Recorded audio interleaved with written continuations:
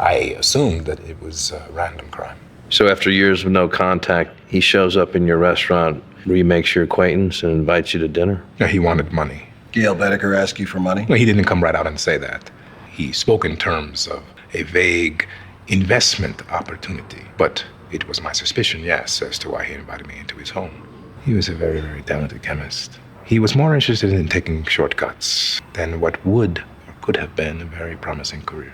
Can you tell us where you were on the night of Wednesday the 23rd at around 8 p.m.? Not an accusation, just a question. Oh, I understand. Let's see. I was at a fundraiser at Presbyterian Hospital. I was there from 7 to about 10. Sorry, yeah, just one other thing. Is Gustavo Fring your real name? Is it my real name? I know you're a Chilean national, but there are no records of you ever living there. Really?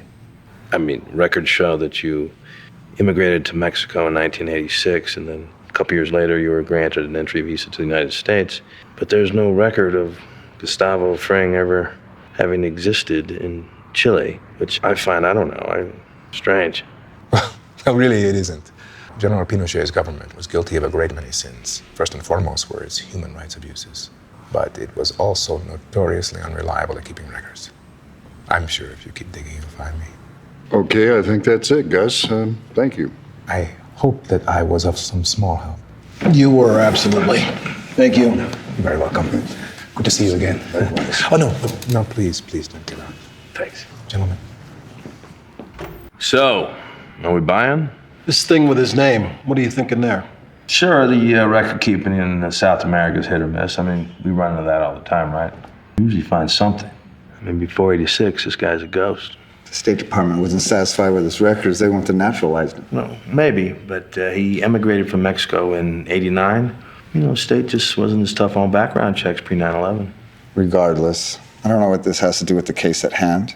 I was definitely curious when his print showed up at Bedecker's apartment.